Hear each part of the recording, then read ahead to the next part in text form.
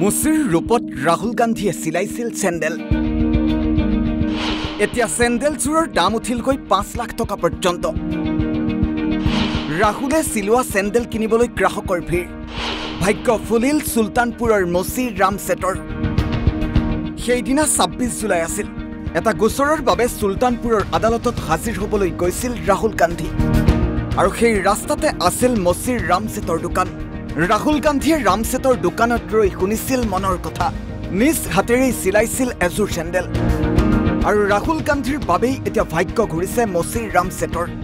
যিযোৰ চেণ্ডেল ৰাহুল গান্ধীয়ে চিলাইছিল সেইযোৰ চেণ্ডেল কিনিবলৈ এতিয়া গ্ৰাহকৰ ভিৰ। কোনোৱে যদি ২ লাখ টকা দিছে, কোনোৱে একো দিছে ৫ লাখ টকা পৰ্যন্ত। কিন্তু মুচিৰ ৰামছেটে বিক্ৰী কৰিবলৈ ইচ্ছুক নহয় চেণ্ডেলযোৰ। মুচিৰ ৰামছেটে কয়, মই চেণ্ডেলযোৰ স্মৃতি হিচাপে ৰাখি থম। মুচিৰ ৰামছেটে আৰু কয় যে যেতিয়াৰ পৰা ৰাহুল গান্ধী মোৰ দোকানত আহিছে তেতিয়াৰ পৰাই মোৰ দোকানত মানুহৰ লাইন লাগিছে।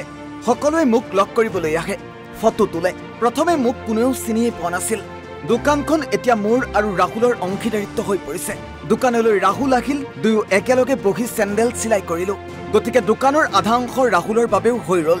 ৰাহুলৰ আগমনে মোৰ জীৱন সলনি কৰি দিলে। মোৰ জীৱনৰ বৃহৎ পৰিৱৰ্তন হৈছে। বিভিন্ন ঠাইৰ পৰা মানুহ আহি মোক সোধে, আপোনাৰ আৰু অসুবিধা আছে নেকি, কিবা বস্তু লগা আছে নেকি। ইপিনে ৰাহুল গান্ধীয়ে মুচিৰ ৰামছেটক লগ কৰাৰ কিছুদিন পাছতে মুচিৰ ৰামছেটক প্ৰদান কৰা হৈছিল এটা জোতা চেণ্ডেল চিলোৱা মেচিন। আৰু এনেকৈ ৰাহুল গান্ধীৰ বাবেই জীৱন সলনি হৈ পৰিল মুচিৰ ৰামছেটৰ। News text report, Assam live 24।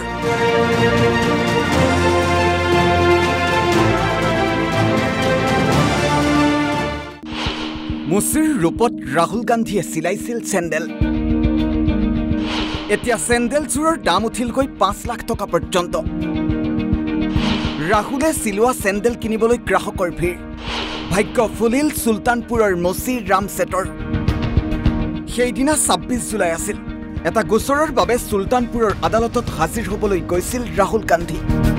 আৰু সেই ৰাস্তাতে আছিল মুচিৰ ৰামছেটৰ দোকান।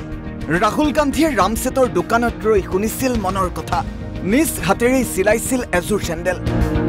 আৰু ৰাহুল গান্ধীৰ বাবেই এতিয়া ভাগ্য ঘূৰিছে মুচিৰ ৰামছেটৰ।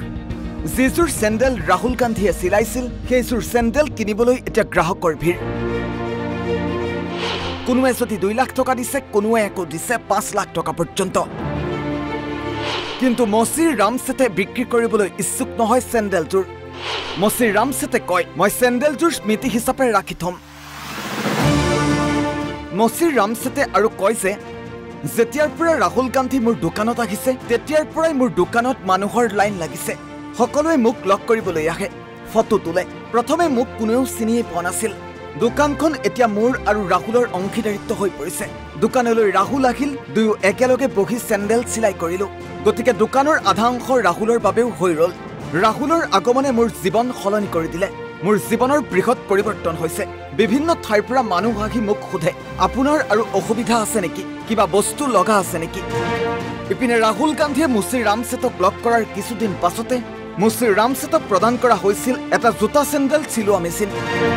আৰু এনেকৈ ৰাহুল গান্ধীৰ বাবেই জীৱন সলনি হৈ পৰিল মুচিৰ ৰামছেটৰ। News text report, Assam live 24।